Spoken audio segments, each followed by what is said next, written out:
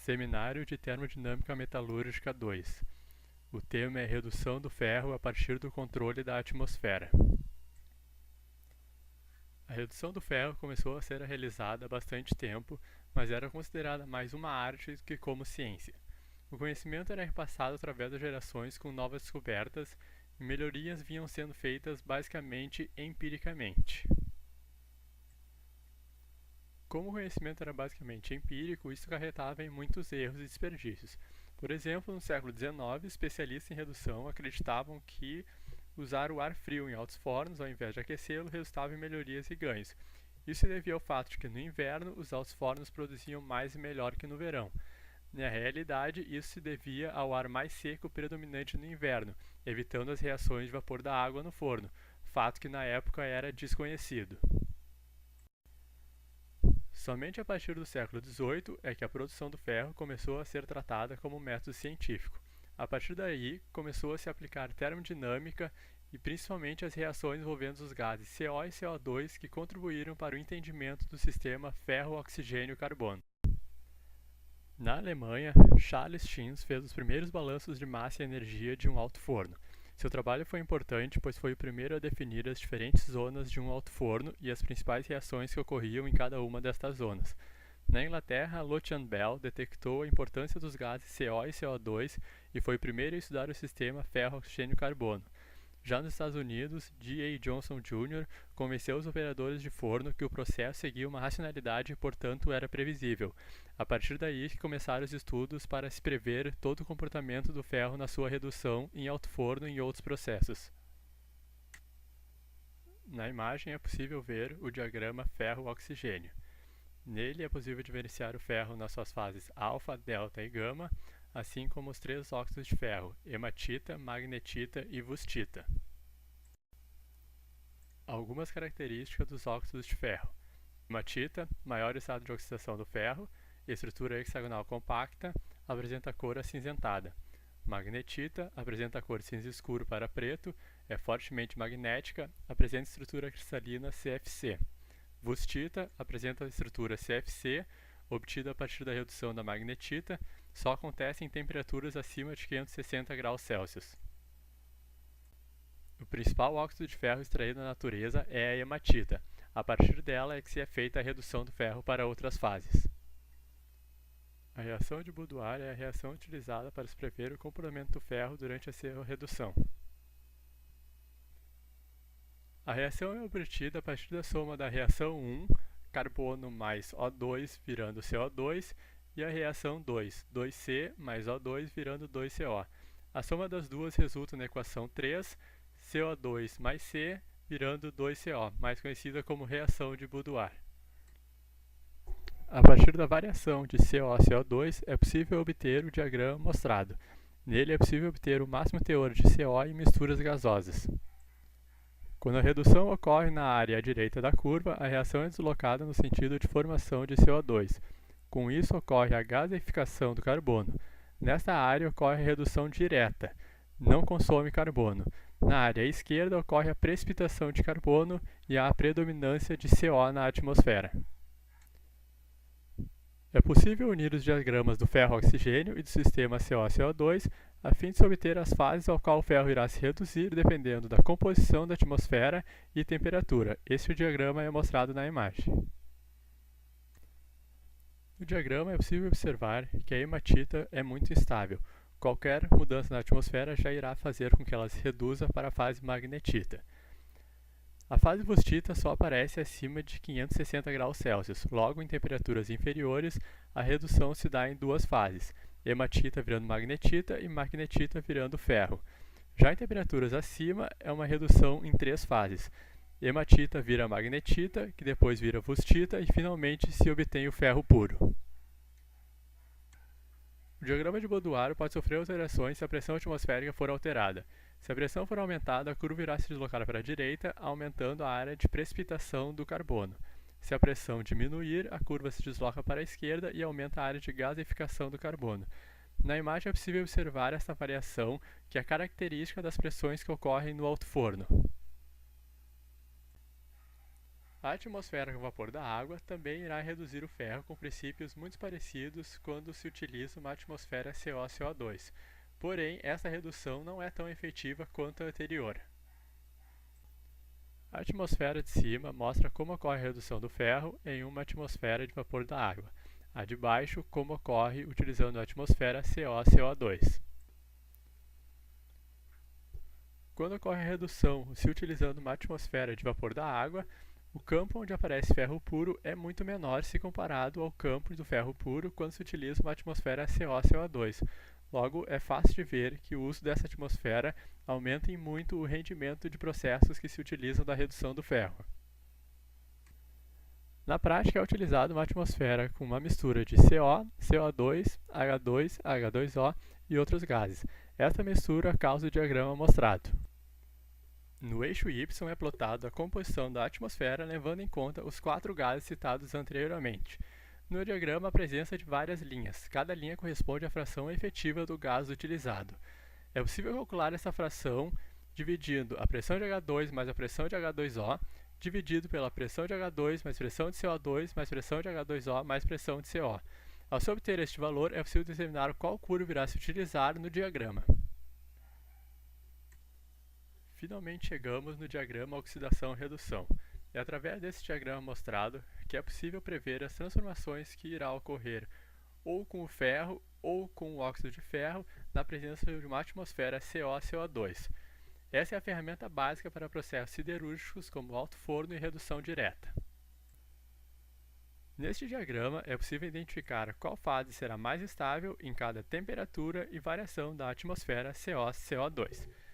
Por exemplo, em uma temperatura de 1000 graus Celsius e 80% de CO, a fase estável será a austenita com 0,1% de carbono. Logo, uma magnetita colocada nessa atmosfera irá se reduzir para a wustita e posteriormente a austenita 0,1%, que é a fase estável nessas condições. Porém, se as condições forem alteradas e essa austenita 0,1% for colocada em uma atmosfera 20% CO, a fase estável agora é a magnetita.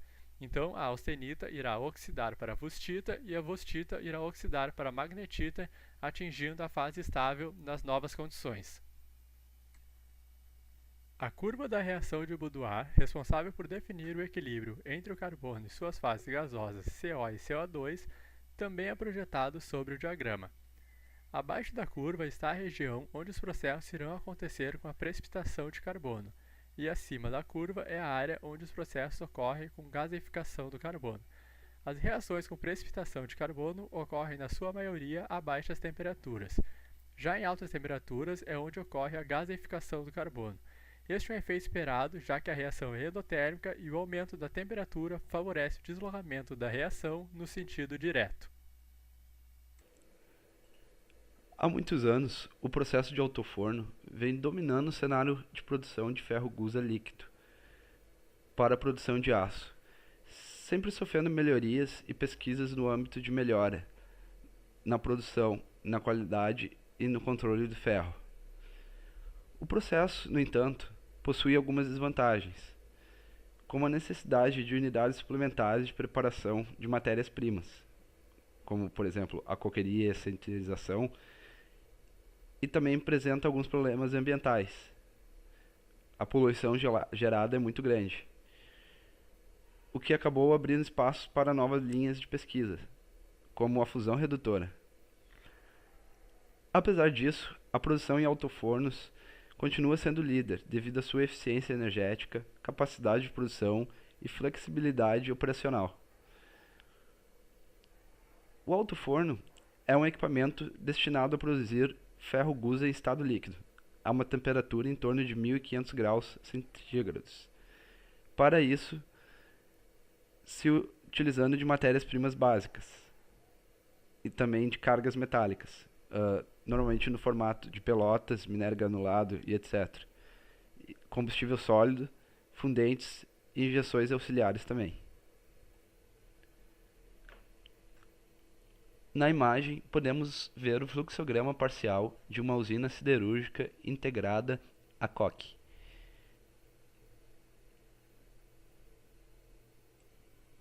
Onde as subfábricas de coque e de sinter levam seus materiais ao alto-forno, onde é produzido ferro gusa e enviado para a aciaria. Na imagem vemos o corpo principal de um alto-forno, que é constituído por a goela, parte cilíndrica superior de onde é feito o carregamento do alto-forno, a cuba, que compreende a maior parte volumétrica do alto-forno, sendo de formato tronco cônico, o ventre, a parte cilíndrica da união entre a cuba e a rampa, que é uma das partes mais solicitadas do alto-forno, devido à oscilação de temperatura. A rampa, região no formato tronco cônico com maior diâmetro na parte superior. Cadinho, que é a região cilíndrica que compõe a parte inferior do alto-forno e que tem como finalidades armazenar por um tempo controlado a gusa e a escória produzidos. Reações de redução no alto-forno. O regime de trocas térmicas no alto-forno, aliado às condições termodinâmicas e cinéticas impostas pela reação de Bordeaux, permite a divisão do forno em duas zonas. A zona de preparação, onde o carbono do coque praticamente não reage, constituindo um material inerte. Nesta zona, tem como finalidade de secagem, pré-aquecimento e pré-redução da carga. Também ocorrem outras reações, como a vaporização da água, deposição do carbono e a reação de formação de gás de água. A zona de elaboração, onde o carbono do coque reage com CO2, restituindo o poder redutor do gás através da reação de Bordeaux. É aqui onde ocorre boa parte da redução final da wustita, a ferro, e a gasificação ocorre pela reação de Bordeaux. Agora temos um diagrama de equilíbrio ferro-carbono-oxigênio e as variações típicas das condições internas do alto-forno, desde a zona de combustão até o topo do forno, representados por uma linha pontilhada. O ponto A, na figura, corresponde ao gás que sai da zona de combustão, com alto potencial redutor. À medida que as reações de redução se processam, o potencial redutor do gás cai, bem como a temperatura. E o gás que entra na zona de preparação, cuja composição é representada pelo ponto B, que está localizado exatamente sobre a linha de equilíbrio wustita-ferro. No caso de haver tempo suficiente para a redução completa dos óxidos de ferro para a wustita na zona de preparação, existindo a zona de reserva térmica, onde a temperatura é constante, o gás, ao reduzir a carga férrea, atinge o ponto C. Continuando sua ascendência no forno, o gás continuará a se resfriar a partir do ponto C. Estando ainda sobre o campo da estabilidade da wustita, ao atingir o ponto D, o gás volta a penetrar no campo de estabilidade do ferro.